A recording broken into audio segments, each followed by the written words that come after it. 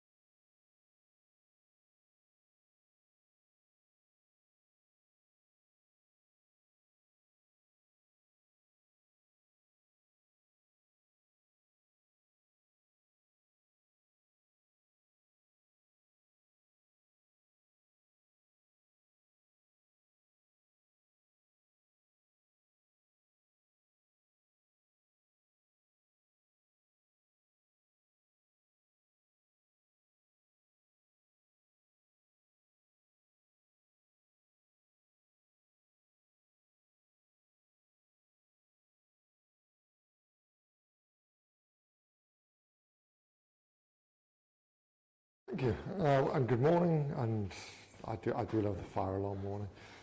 Follow me, I'll race you. We're not being particularly built for it. So my name's Sam Perks. I head up all things robotic process automation, or artificial intelligence at Agilisys. And I'm ably joined by my colleague Graham Lee. And we will quite merrily run you through this. If you've got any questions, please just shout. If you want to throw them on Slido while you're in the room, fantastic. If not, ask them the old-fashioned way. Makes my life 10 times easier. So we've been doing automation between the two of us for probably longer than it's been called automation, which is always quite interesting. Purely from the aspect of a technology that's probably existed in its true form for about 15 years and evolved rapidly, particularly. So I started using it when it was purely designed to take information off terminals.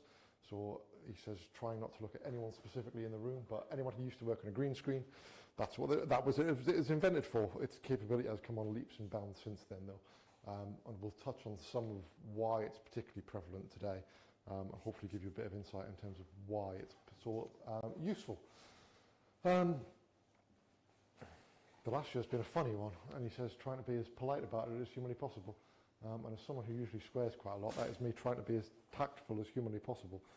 Predominantly because it demanded a lot of technology, digital transformation, and people's flexibility and capability to be able to do and carry out their roles when asked to do it, probably in a very different fashion to one in which they've been previously asked to do. that's because it really flagged up where there was a big disconnect between what people's day jobs are and their purpose at work, and all of the actual rubbish that comes as part of the job that you just can't get away from. And that can be everything from your kind of day-to-day emails to the actual process that people are being asked to do and the ability to do that. That really shone a light for some of our customers in particular.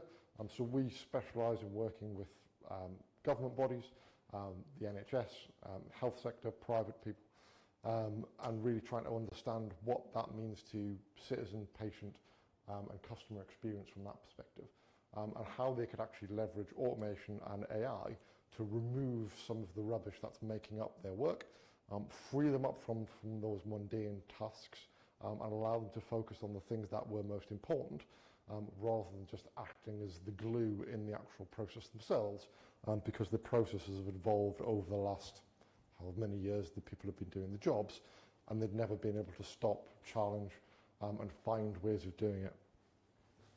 I flag out the bottom one because it's fun. Saving yourself 20 minutes a day, which is relatively straightforward to do, especially through automation. For an organisation of 10,000, means about £30 million of annual savings. This is why it's prevalent, it's why it's a $30 billion industry, and has really come on over, as I say, the last 5 years, with a kind of couple of key suppliers getting very, very large, and even more entrants, with the likes of Microsoft entering automation last year, and others continuing to look at it as well. Yeah. Hi. So one thing about automation, everyone thinks that automation is to the enterprise businesses. They don't realise that actually automation is good for anybody. So as you can see there is the productivity and the growth is plus 50%. If you're using automation, you don't want to be doing a mundane task. So guaranteed there's a task that you guys do every single day, and customers do every single day, but they just don't like to drive it. But however, if you start doing those little automations, those little tasks that you don't particularly want, then you start seeing the size of the prize is getting bigger and bigger.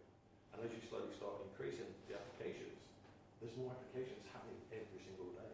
And guaranteed, this kind of environment here that actually drives innovation, but drives application growth. If you look at where your Apple, if you're an Apple or Google, where that application's come from, the applications are increasing, and it's increasing and increasing. And the more that we can utilise technology, so we can bring in an automation, an AI, machine learning, and that artificial intelligence, the better we will start to do that human part of the job, and let technology take that part away from us. Cool. You'll see in the background of that slide, there's a list of use cases. We'll show you a couple of demos, and kind of show you some of the really typical places where it's all used. The technologies like this are now fairly ubiquitous in a lot of the kind of big private entities. So banks, legal sector, insurers have all kind of nailed this quite some time ago, because they've not only have they got the scale, but they saw quite early on what it could mean for their employees, and really went for it. Because it can mimic virtually any interaction, it doesn't care about traditional integrations. So it's not building APIs, you're not having to work out how to make the backends talk to one another. You're literally teaching it how to act like a colleague. So it's looking at your front end, it's interacting with the screen the same way that you would do if you were logging into your desktop.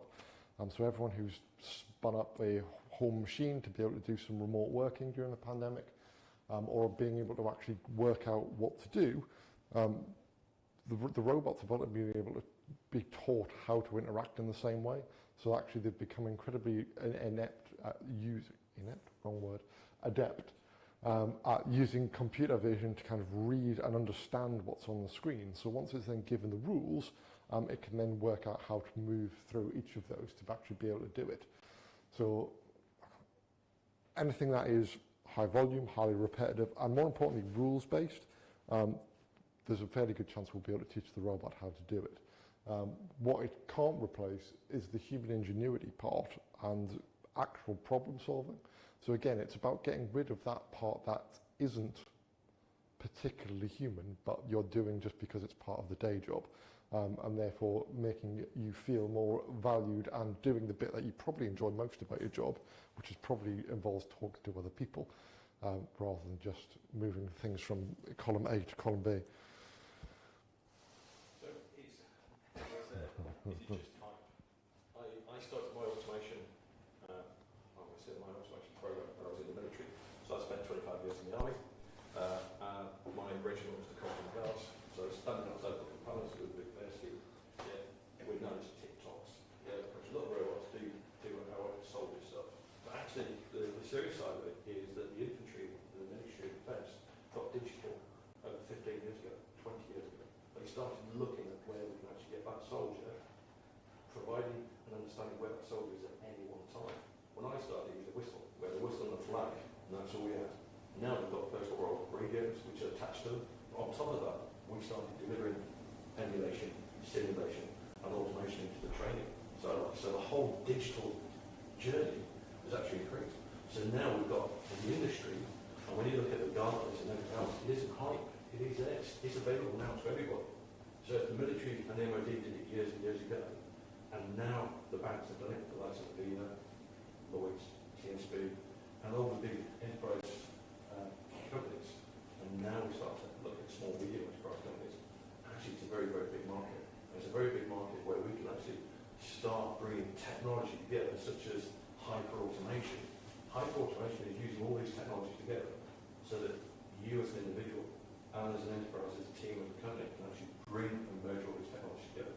It is a very simple and very easy way of accessing technology. Why do we do it? So there's a couple of kind of core principles to it, which we kind of mentioned: repeatable, reliable.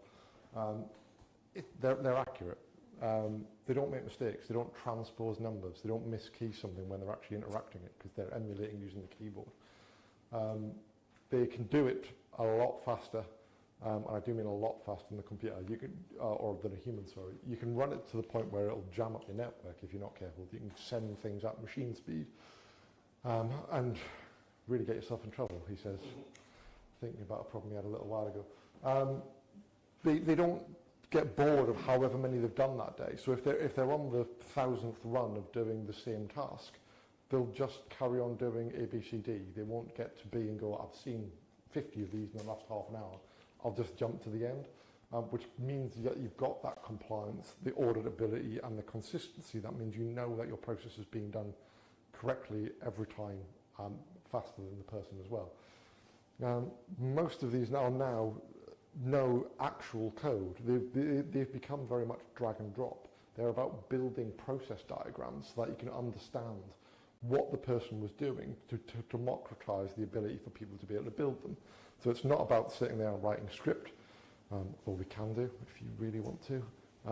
If you want to get into kind of the variables and containers that sit behind it, you can make them even smarter than they are. But it means that people at every level of the organisation can actually get involved and get their hands on it, to be able to understand how it might be applicable to them, and then be able to play when you play it back to them. Are these your actual rules? Is this what you actually want to do? So that they can then own that going forward to actually be able to do it. It's fantastic for cost cutting because obviously you're minimising the amount of waste that's in the system. You're not going to get rework because it's not going to make transcription errors. It doesn't care about integrations, so you don't necessarily need to change from your legacy tech. It also means that things that were slightly disparate in terms of your IT infrastructure, it can interact with as well. So you're not having to find some custom line to be able to go and query it. You can just go and get the robot to go and query it. And then obviously they run 24/7. So whereas your colleague might work 8 hours, he says generously, actually you've immediately got an uplift of someone being able to work 24 hours a day, not to take a break, not get distracted, and not have to worry about the fact that you can do those things. Exactly. So just on reliability, guarantee that we've all got a laptop with paper. Not get distracted, and not have to worry about the fact that you can do those things. Exactly. friends and colleagues who actually built it. Just not rely on the road. I guarantee that we'll all have our own copyright. Not get distracted and not have to worry about the fact that we're trying to do those things. We've got a friend who's part of Agilisys. He runs a business. So he's got a runtime bot that's managing his daytime activity with Amazon while he's being selling all his stuff. The nighttime bot is doing all his reconciliation, his banking, his accounts, his mailing, and everything else. So you're utilising your systems while you're not doing your day job, or while you're doing your day job. So that's how easy it is to utilize it. You've got the machine, so use the machine that you want to. Sorry. No, absolutely fine. Do you want to do it? Yeah. So, when we talk about artificial intelligence, we're looking at NLP, natural language processing. I think I'm absolutely fine. There's lots of acronyms as well. AI, artificial intelligence, I don't like using that term, but actually intelligent automation. It's actually, I want to go down this route, but actually, I can't do that. So what we're going to do is train it and look, and it goes around the corner. We will help the bot, we'll help the software, we'll help that to actually do it. That's part of what we do with the human in the loop. So that machine learning is actually helping the machine to understand if it comes to a blocker, what do I do? Exactly the same as when you cross the road, you press the button, you wait for the light to flash, and then you walk across. Yeah, you've got to train it, and the machines actually learn, and they do learn. Part of optical character recognition here is guarantee that people are writing in a notepad. That notepad is now a flat file. How can I get that flat file now put into a digital? I can use optical character recognition tools. It's a camera. It's a camera reading your writing. I know, yeah, you're a doctor, obviously. Yeah. So it's reading writing, it's converting that writing, but however, it will learn your L's, your sevens. So I used to work in Germany and France. Their sevens and L's are totally different. So exactly, yeah. So you've got to tell the bot to actually understand what that is, and that's part of my machine learning. Log-running workflows. It's a workflow that we're actually doing. It will log everything. We've now started getting blockchain. So if you're using people's data and you're sharing that data, that information, you want to know where that information is going to. So the security side of it is being looked after. And then intelligent automation of the process mining level 3. So process mining, terminological data lakes. If the slide was written by a robot, it wouldn't have a spelling mistake in it. Yeah. There's no. Yeah. Has anyone heard anything about data lakes? Data mining, Splunking. Anyone? The terminology Splunking. Well, I know one definition. So the Americans call caving, Splunking. They call it mining. We call it caving. And the terminology Splunking is actually going into the data, looking at the data, drawing down. There's software platforms out there such as Pandas. Pandas will take something in the region of, there you go, Pandas. So Pandas will take something like 54 megs of data, CSV file, and literally within 2-3 seconds, move that data into a format that you can actually read. If you put that into an Excel spreadsheet, you're going to take minutes and hours to actually convert that. But Pandas as a software platform is there usable to be used so that you can do all your process mining. And if you've got thousands and thousands of customers, but you don't know where they are and you want to do a demographic, you can use Pandas for that. It's available. Yeah. And then native integrations, advanced analytics. What you want to do is just your limitation. It is down to you guys. And that's one thing that we where we are with an automation, using these characters, that we can actually build you individually for your individual business or what you want to look for. And that's where the elements of the platform will come together. And that's just what we're talking about now. Tomorrow's going to be slightly different. The next version, you've got virtual reality. The next version individually, when you're looking at that business, where do I go? You can just, that's where the elements of the platform will come together. And that's just what we're talking about now. Tomorrow's going to be slightly different. The next version, you've got virtual reality. I'm not going to labour on this one actually, and I'm going to skip over it in the main, primarily because there's a whole bunch of millions of so everything on there has got different components. These are some of the different things that are used to that. I'm not going to labour on this one actually, and I'm going to skip over it and primarily because there's a whole bunch of things. So everything on there is got to be an component in. These are some of the different things that are built out. I'm not going to labour on this one actually, and I'm going to skip over it and primarily because there's a whole bunch of different things. You would teach it how to understand what your ideas, what the amount of some of the absolutely build out. I'm not going to labour on this one actually, and I'm going to skip over it and finance system to make sure that it's accurate input. You would teach it how to understand what your ideas, what the amount of some of the absolutely build out. I'm not going to labour on this one actually, and I'm going to skip over it and finance system to make sure that it's accurate input. How to understand what your ideas, what the amount of the absolutely build out. I'm not going to labour on this one actually, and I'm going to skip over it and finance system to make sure that it's accurate input. How to understand what your ideas, what the amount of the absolutely build out. I'm not going to labour on this one actually, and I'm going to skip over it and finance system to make sure that it's accurate input. How to understand what your ideas, I'm not going to labour on this one actually, and I'm going to skip over it and finance system to make sure that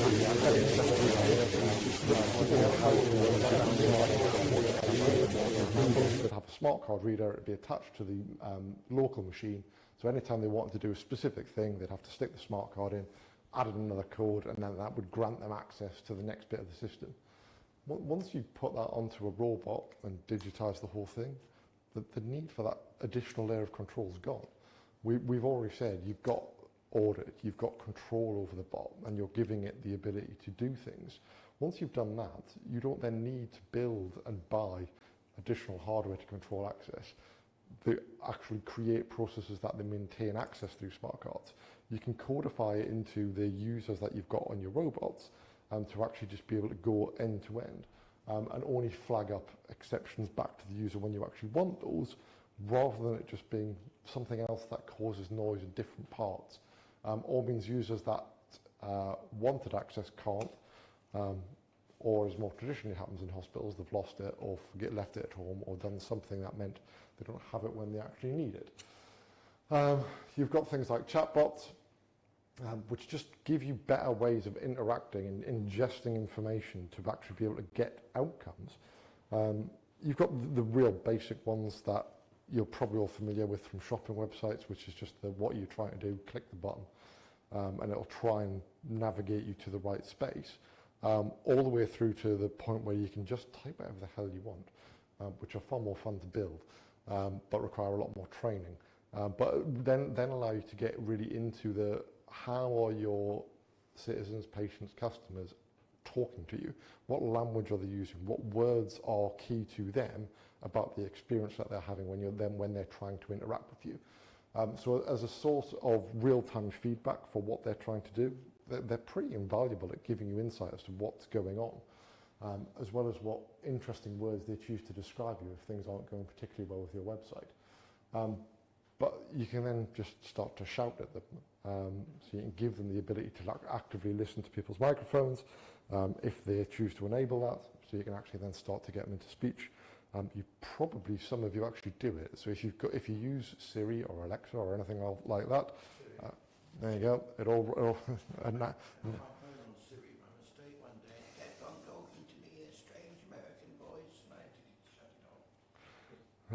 Well, you can pick the slightly nicer Irish or Australian or any one of the other myriad of voices, but they give you all of those options.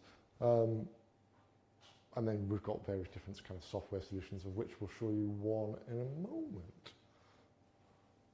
Go back one. Just go back. So one thing with conversational AI, everyone thinks it's all about you wanting a service from somebody else. Guarantee that everyone's got a laptop here. Guarantee that everyone's got a mobile phone. But guarantee that everyone wants to text by texting with the phones or the fingers. The slowest input to any of the technology of those digits, I would ask everyone around here, who's been taught to touch type? One. we are the slowest peripheral to use our systems of applications. Well, we don't use voice to text. How come we don't use that when we're typing out words or when we write a letter? We don't use that functionality which is there. We use conversational chatbots, we've got Siri, we've got Alexa, etc. But we don't use that at all.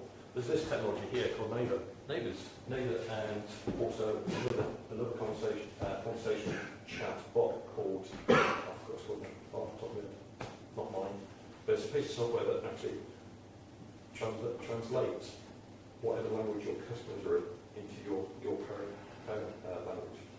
And it does that automatically, and you don't know that it's in France, you don't know it's in Spain, but the fact is that that software is available. Well, it's just gone off the top of my head, I can't remember what it's called.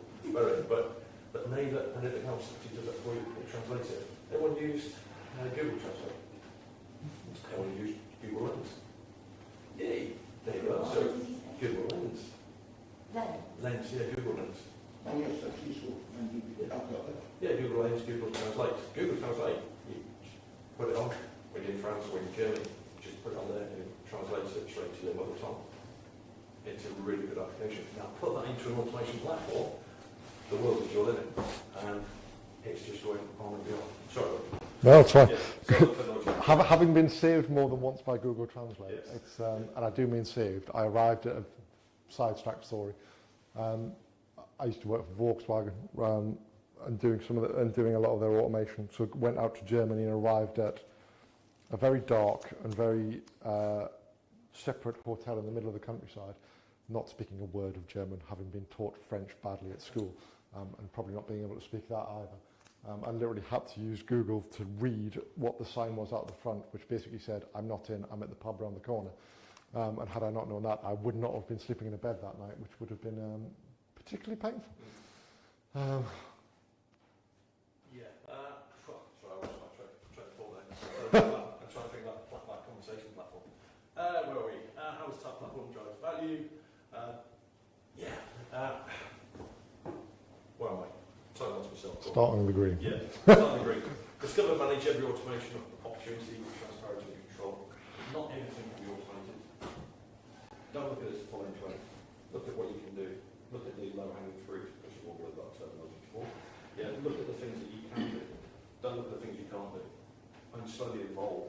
And that's the key thing, it's always discover. We have discovery sessions. We, as a team, will go out and discover. If we don't go in there with a solution, we'll just look at it. But however, you can do that solution very quickly because you know the data, you know the business problem, you know that issue.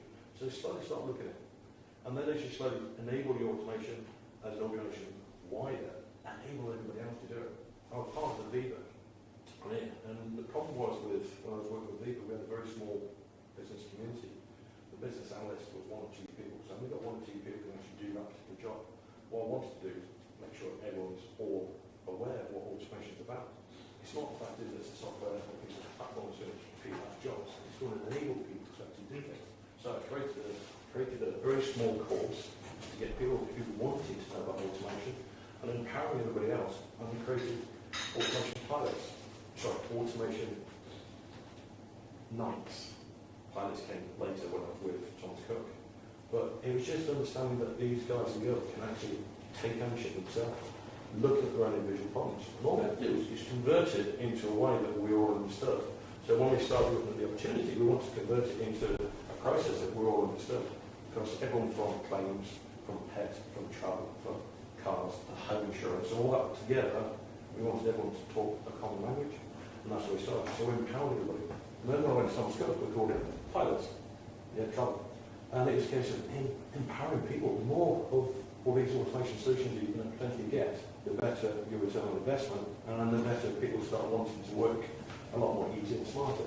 And then as you automate more advanced processes, and with the drag and drop approach, you don't need to be hard coders because the software is there helping you. It is just a very small piece of code building blocks, and you just drag and drop into a platform. And as you slowly start going through, you can demonstrate it literally within hours. If everyone can actually build their own solution, how many people here actually know Java? Python? C sharp? Basic?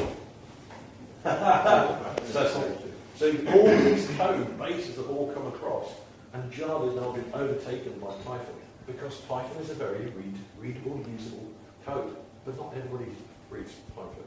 So what we're trying to do is look at low code, and then when you can demonstrate this, literally within hours, then people start to realise that actually your return on investment, the time that you're spending on this for the bigger picture, is actually worthwhile. Sorry, Yeah, sure. I think I'm a bit lost. I'm not from an IT background. Don't need to. When you talk about drag and drop, are you talking about apps that you drop? So, yeah. So how about you like? Yeah, first I'll show you. Okay. And basically, you've got a screen, an IDE, somewhere where you put your code base. And then to the right of it, you've got a list of drop downs. So like the first thing you do when you come in to log onto your laptop, you switch it on. Yeah. Now imagine if you came through that door with your work pass, and that work pass then identified that Nikki, you're going to be working at that desk. And the machine turns on or something. And actually when you sit down in front of your machine, actually the machine switches itself on because you've got your NFC, near field communication ID card next to you, it switches on because it knows it's you. But then what's the first thing you do? Do you go to Outlook? Yeah. You go to Outlook, there's an application. Then you go to Teams. No. You don't go to Teams. You go to Google. Well, look at the platform. So you open that application, that application, that application. So you're doing it day by day. Now imagine now what you can do with that with a controlling RPA platform, an automation platform. So that process that you just come through the door, you can actually add that into your family story. So That's what it is. And I'll show you. yeah, so that's a hardware problem rather than a software problem, probably. And we default to Teams because we've lived on it for the last 2 years. So when we're talking pure drag and drop, it's more about the configuration of how we teach the robots. So it's very much, if you wanted to do an action, you drag in the action that says launch that application. If you want to make a decision, you tell it what the yes and the no are of the decision points, and then you teach it like that. So you're literally telling it, click on this application, click this button, click those, and they are the things that you just drag in. And that's how you mean that you don't need to be a hard coder to actually be able to do it. As long as you can visualize what that is, as in these are the steps, but robots are dumb. They don't know how to do anything natively. So you've got to teach them every single step of it. So the things that you do without thinking about it, you've actually got to be at pains to remember how to do. So the easiest example that I will typically give is, for those that drove here, you probably do without, you will drive without even thinking. You'd have turned left, you'd have pressed your signals, you'd have accelerated and decelerated and done all of those things. Every single step of that, you would have to tell the robot, when this, do that, if this, do that. All of those need to be documented, and then you can just drag them in and configure each of those in turn. So you end up with what looks like a very long process maps of ifs, ands, ors, all basically written out as a journey. And then you'll be able to watch the robot navigate its way through all of those steps based on what you give it at the top to get to the out. Make sense? Cool. Lovely. The second I press the button, it's going to launch. So I'll explain what it is before I do it. So quite early doors, we built something for the NHS for what was called the low income scheme, what's now called Help with Health Costs. The second I press the button, it's going to launch. So I'll explain what it is before I do it. Whether or not you qualify for relief quite early doors. So it's a national scheme for the NHS in England, Wales, for what was called they allow you to understand low-income scheme, what's now called Help with Health Costs. The second I press the button, it's going to launch. So I'll explain what it is before I do it. 16 kids qualify for quite early doors, where you are in the country. So it's a national scheme for the NHS in England, Wales, for what was called they allow you to saving low-income scheme, what's now called Help with Health Costs. And then used to explain what it understand what so quite early on, so it's naturally you want to get it's now speed to and then used to explain what it understand so quite early on, it's naturally you want to get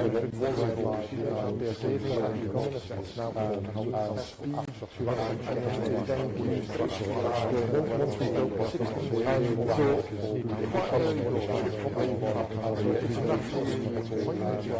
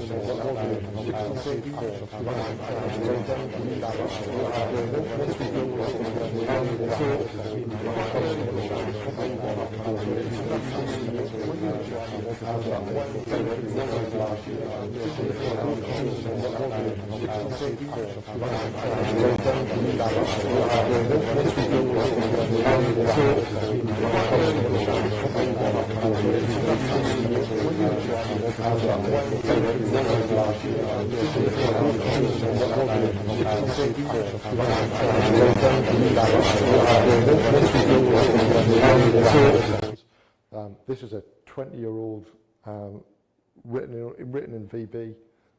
There's like 3 people left in the NHS who know how to maintain this. So you're not going to build an API, you can't.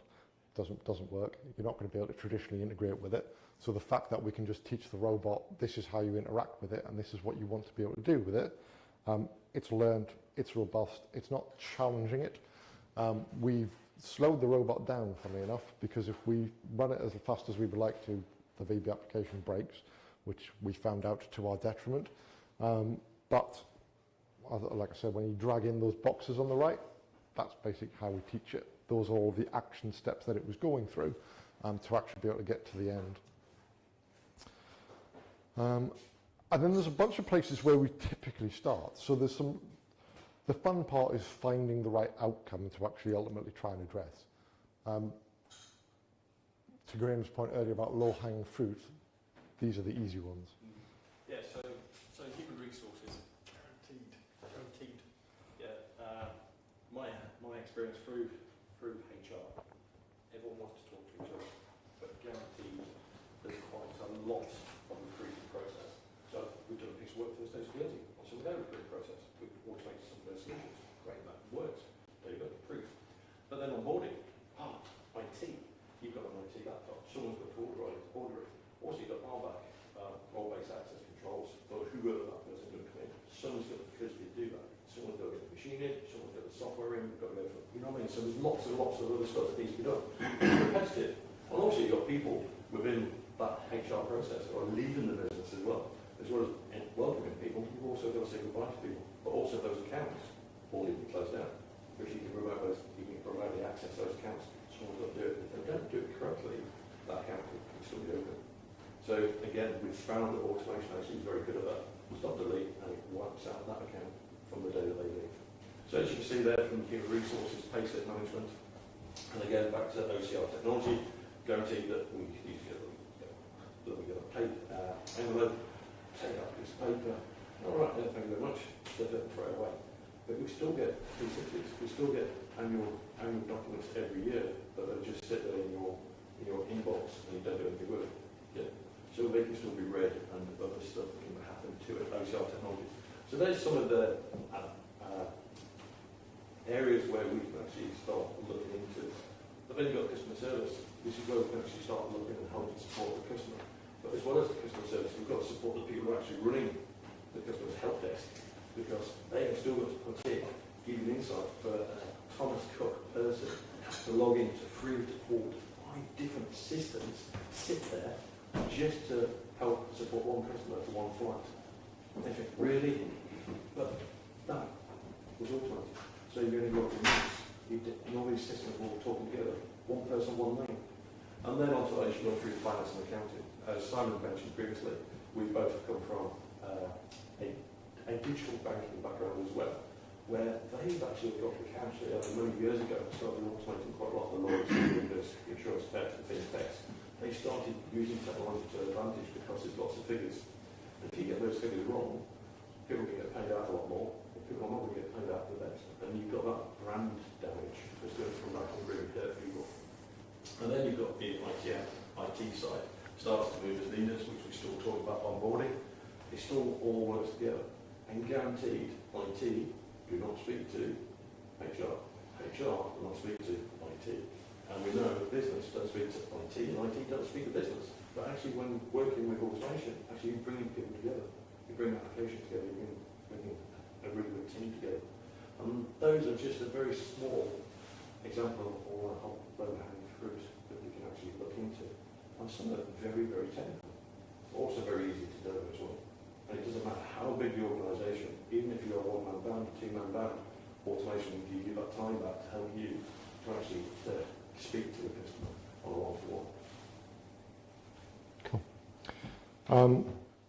We mentioned it earlier on, and I'll flash up the kind of rules that kind of govern what to choose to do with it. But Graham's right, it doesn't matter how big or small the organisation is, there's stuff that just takes up time that you don't need to be doing. Those are the ones that either require you to go and find time or resource or effort that really you can just give to a virtual worker that can then go and churn away and do some of the handle cranking because they're just acting as the kind of glue in the middle. The easy part is once you've got a technology like these types of software robots, the easy answer is, well, everything just becomes automatable. If that doesn't mean to automate it, it's very easy for everyone to start to think that is, especially if you believe the software providers that are kind of doing these. The reason I got into automation in the first place is because I started from an optimization perspective. So I was Lean, Six Sigma black belt, trying to find, identify and quantify things and doing the math behind it to make sure that it all was measurable and benefit-wise. Automation is the kind of natural extension of that. Once you've removed the waste and identified what else can be done with the process, by all means, automate it. If you can't integrate it, if you've got an API, use the API. This isn't trying to replace those, it's trying to give you another option that says, actually those don't work in my environment or with my technology. These are the things that we kind of want to make sure that are there and available to be able to actually make sure that you do. And even some of these are not as hard or fast as you might think. So the fact that the first one says readable electronic type, this is basically because this is if you just want to automate it and not use any of the other stack that we've been talking about, that's kind of the rule. The first one drops out as soon as you start introducing things like optical character recognition. And as Graham talked about, the kind of Abby's, Kofax, Navers of the world, they don't care if it's electronic. We'll just be able to take it.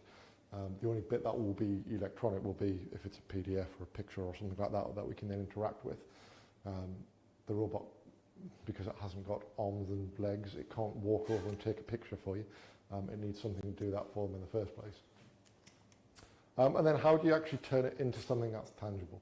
So there's a myriad of kind of intangible benefits, and that'll be everything from kind of improvement of customer experience, reduce of risk, so risk mitigation, and then your kind of intangible things. But there's normally a direct cost to serve of running these processes.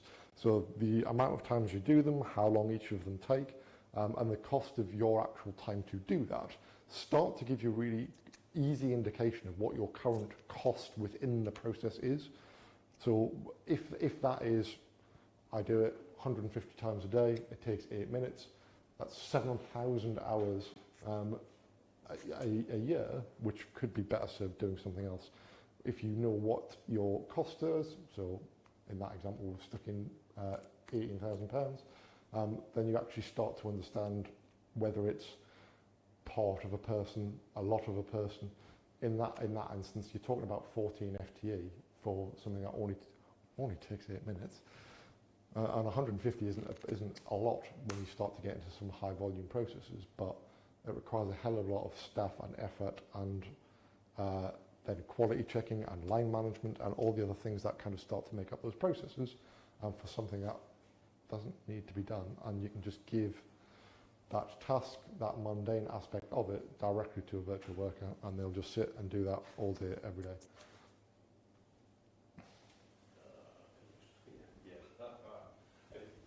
This is first innovation destroy jobs.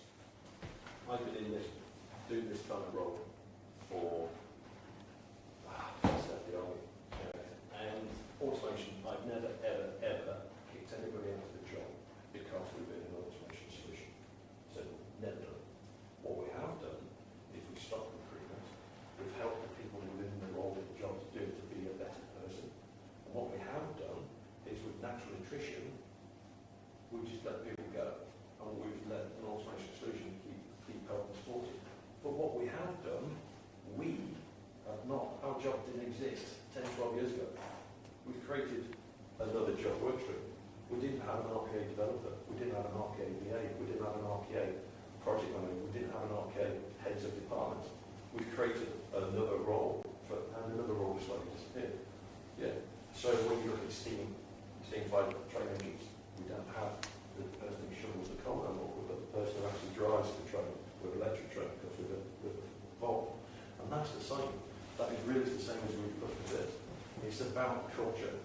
Guaranteed, the biggest problem to any innovation is the culture, the person. When I go to visit people, I give 3 books.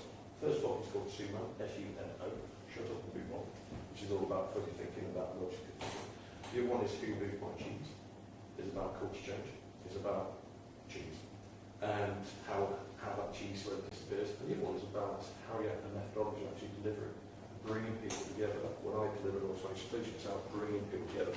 So when you look at the dynamics of the business case, the arcade thing, it's about bringing the dynamics together. It's about helping people together understand that culture, that backside.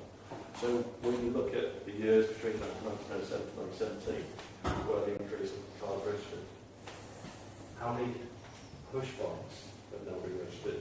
How many electric assisted push bikes have now come onto the roads? And how many electric scooters have come onto the roads? So it's about evolution, it's about how we actually adopt it. And I guarantee some places in the UK have actually don't want scooters on the roads. But some places are actually accepting electric scooters on the road because it's innovative. It is another form of transport, it's something else. But we've got to change the culture. And the culture will take a long time to actually change. We've got the same problems every time we go and see we find a new customer. It's all about, I'm going to lose my job. No, you're going to be better at your job. You're going to have a digital assistant to help you to do your job better. If you're customer facing, you can spend more time actually talking to the customer and let the mundane stuff carry on behind the back of the scenes. I'm not sure I agree with what you said though, with regards to, because obviously in my job we support people with disabilities, and I can see people with learning disabilities being left behind. So like when I first started working here, we had individuals working in the bank in like messaging roles, and clearly that role doesn't exist anymore because you don't need somebody to go around from bank to bank taking the post because people don't use post anymore. And like same with like you don't tend to get any Agilisys Guernsey clerical assistant level anymore because they're the typists. So I can see as roles become more automated, it's the roles that perhaps people with a learning disability, the very repetitive nature of those roles perhaps being left behind. So everything that we've done is WW3 required. In other words, the Disability Act, everyone's got a little bit. I kid you not, more people are actually involved with automation delivery in the disability side. The availability for everyone to use it. I have a project manager for his guide dog, a chap called Graham, and he was just as good as I was. And he was better in some things because he listened a lot more. And Graham, and his guide dog, was excellent in the workplace. No problems at all. No one loves him or treats him totally different. But he was a technical who you then learning disability. Exactly. This is what I meant. Yeah. I mean, it's how you attract those. It's how you attract those new technology. And the technology's out there. So give you an insight. Okay, so this is one thing that my job does. It allows me to look at new technology. So there's technology in America. Here it is. Here it is. I've got this in the pocket. Everyone's seen these. I've got some AirPods here. There's a technology company in America that actually got for disability with hearing aids. There's a 5G hearing aid which has now come out that does anything that's on these, and it provides 5G network, Google Voice, Google Vision, anything else, to the people with hearing disabilities. Amplifon, which is another technology, they are utilising this to help people to hear more and also interconnect with different technologies. Watches. This watch, for instance, is just an Apple Watch. Actually, if I'm elderly and I fall over, actually contacts my next of kin. Also, it will tell me if my heartbeat is irregular. Wearable technology is slowly coming on, and technology is coming faster. But disability technology is speeding faster than normal technology. I think the only thing that would be particularly applicable is the way in which they can actually learn it. So the drag and drop aspect of that we've talked about it. Clearly, you need an element of digital skill to be able to do that part, but it's not the same way as asking someone to learn to write code.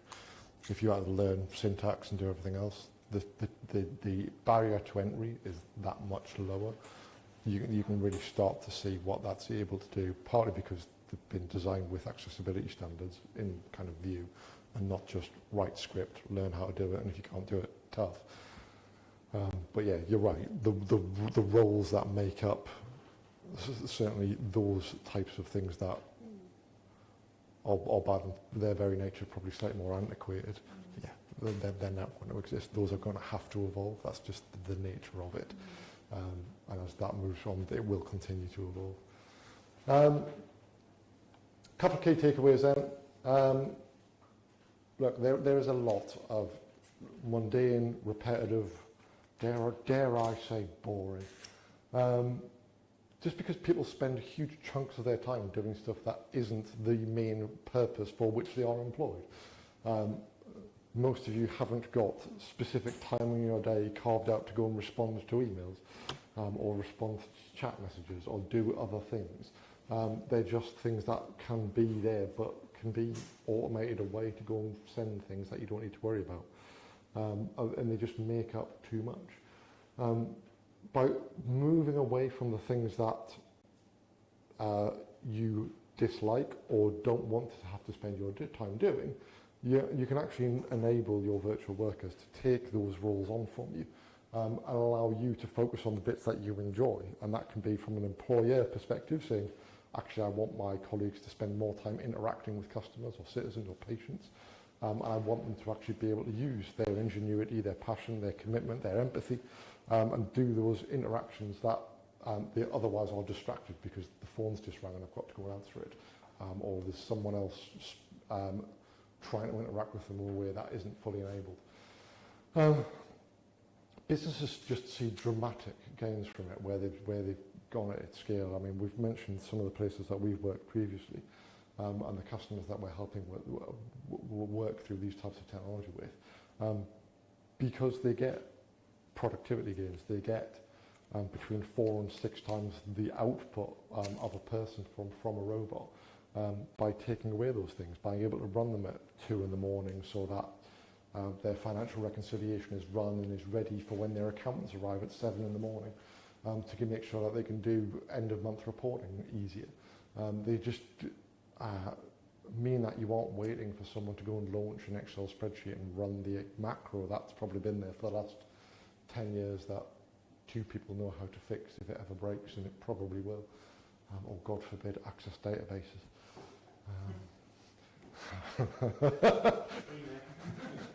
Everyone has at some point, if they're above a certain age, and they're just painful, and they are ubiquitous in some organisations still. And these are all people programs, and this is why Graham talks about what that actually means from a change management perspective. So although it's technology, it's what do people want to do with their role, and how do you want to approach it from an organisational perspective. If they're freed up from those tasks that they don't need to be doing, what does that time and investment and payback look like, and how you actually want them to be able to do it? What that normally looks like is improvement in employee satisfaction, which in turn normally gives you your improvement in customer satisfaction, and ultimately kind of better throughput for your processes as well. Pause there. Any more for any more?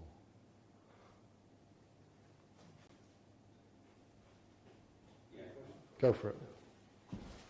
Be interested in your views on how RPA and automation is the first stage of maturity for these sort of processes. Because, like yourself, been in this for many years, used to use automation for doing lots of repetitive stuff like software builds, for example. Yep. We used to have to do all this automation to create software deploys, build, deployment, rolling out, testing.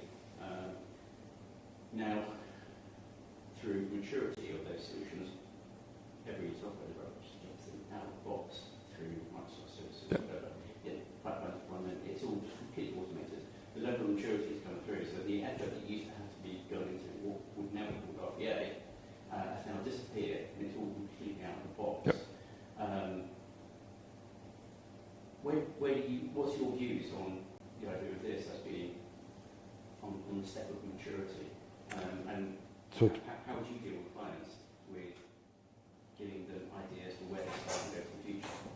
So it depends where they're actually doing it. If it's compile, regression testing, all of that, then yeah, you can just take it straight out of the box. DevOps does most of it. If you just want to take it straight out of Azure stack.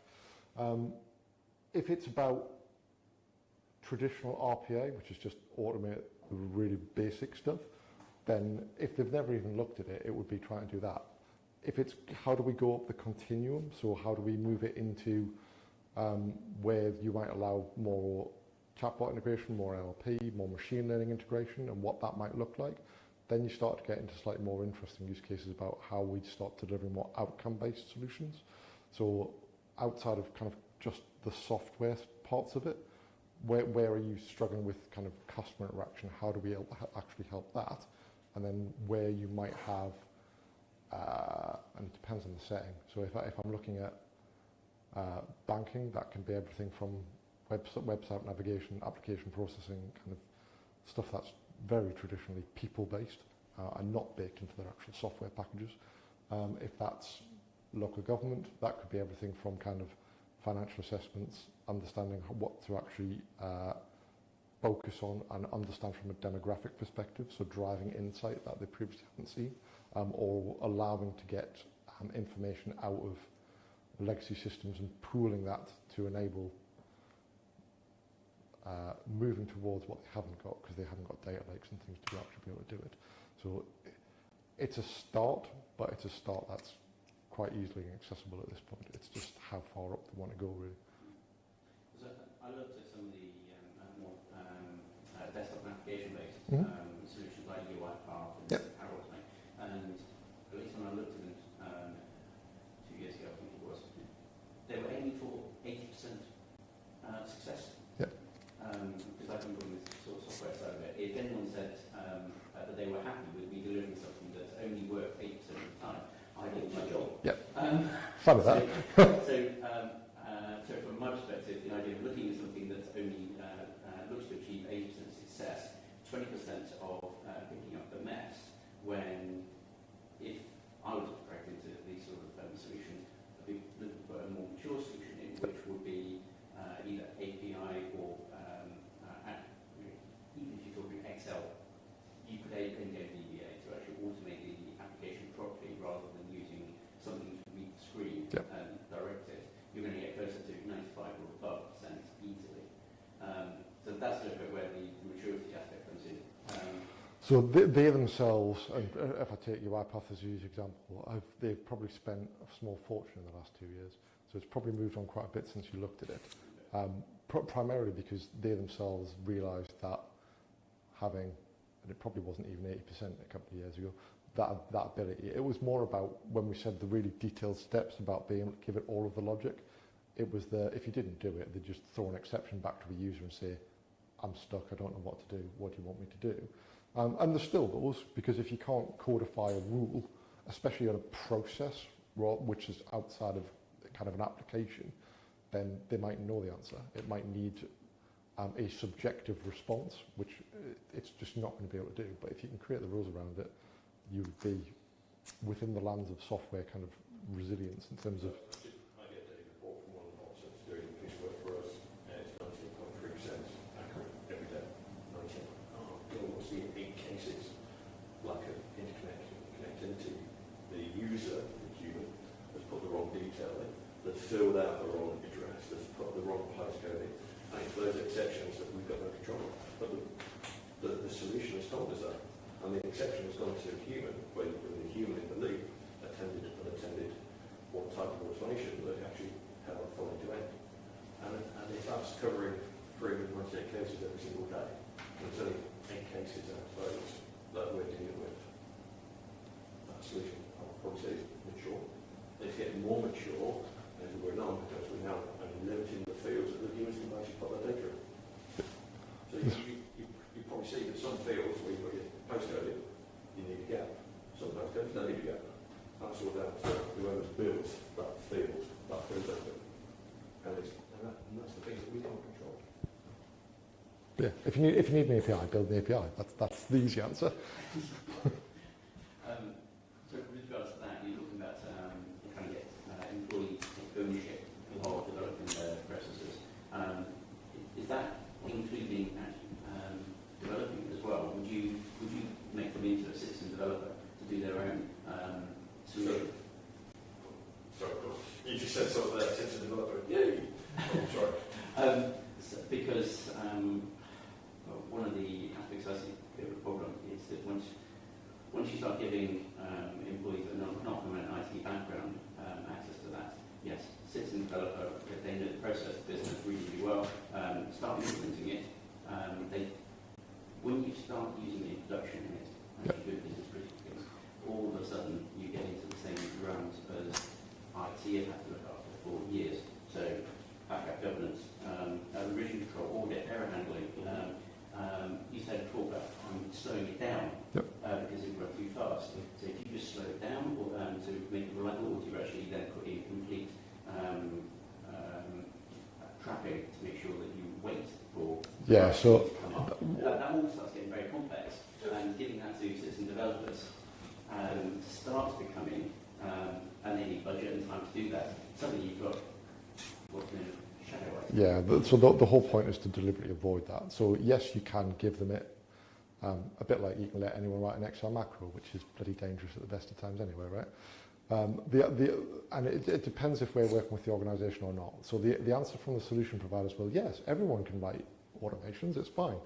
The answer is no, they can't. Citizen developer in my mind is someone who's coming up with the idea and doing the initial build.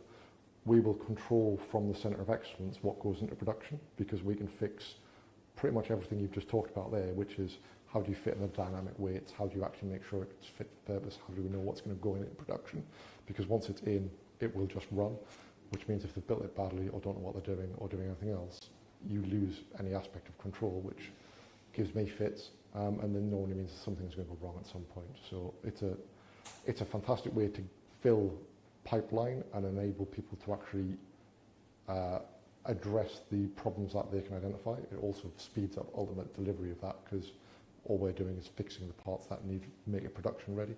So you give them something to play with, and then you go make it work properly. Yeah, exactly. But then on top of that, who is IT? IT is a support function, and the business has to do their job. IT is a support function. If they do that task day in, day out, I give them an application to actually help them to do that task, then why do IT need to get involved? Because I'm doing it manually anyway. I'm doing it manually, I'm doing my manual day job. But actually, now I've got a piece of application that I actually get that to do itself. I'm using it on my machine, I'm using it on my time, or I'm trying to get somebody another tool to do their job. There is that right up to the point where they say there's a problem with my computer program, and they contact IT. Yeah, it is. It's your responsibility because it's computer based. Yes. So and that is where the mindset, culture, everything else. We've had issues with shadow IT, but actually now it's an application. It's an application that people can actually utilize. And people can actually make their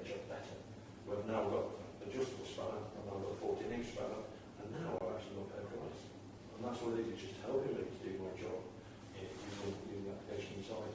So for instance, in the charity side, so the charity that I work with personally, they've got to go in every time somebody's actually put in some money and put that form that's signed up on the taxpayer so you get that Gifted. yeah, the money back from the government. Someone's got to fit to do that. IT are not going to do it. But actually, if I give you a piece of software, you can just take a photograph of it and put it into the application and send it on to the government. Plus the website's already there. That's great. But you know what? You've just got it. IT and professional service might cost you a lot more to actually do that for the 20. But you want to do it because you know that process going through. And once you've done it, actually, you know what? IT can then come on and enterprise that solution to the other areas of the team.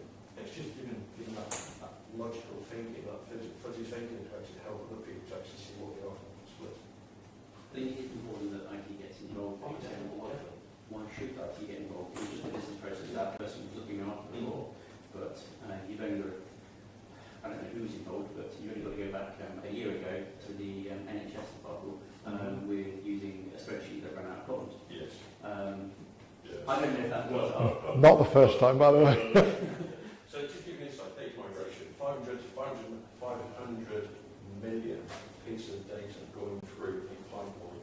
A company pays for so much pipeline of data going through. If you spike literally by 10 megs of that, some enterprises it's £100,000, not fine, but cost to go through that pipeline.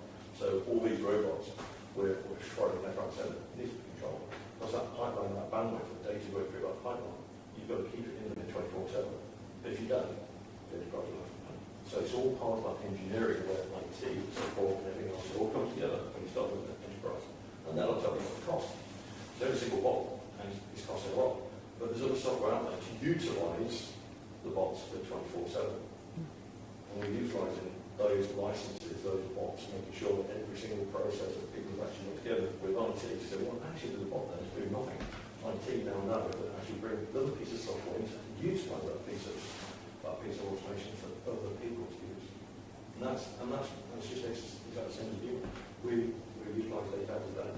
It's quite good fun though. We've seen the exact problem of a service area buys the tech because it's just licenses, right? We can buy this. This is quite straightforward. IT will just refuse to support it because they've just bought it. Then they don't know what to do with it because they don't actually know how to do the other bits that need doing. It still needs plumbing in to make the thing work. It actually brings IT and business together a lot quicker. It really does. Cool.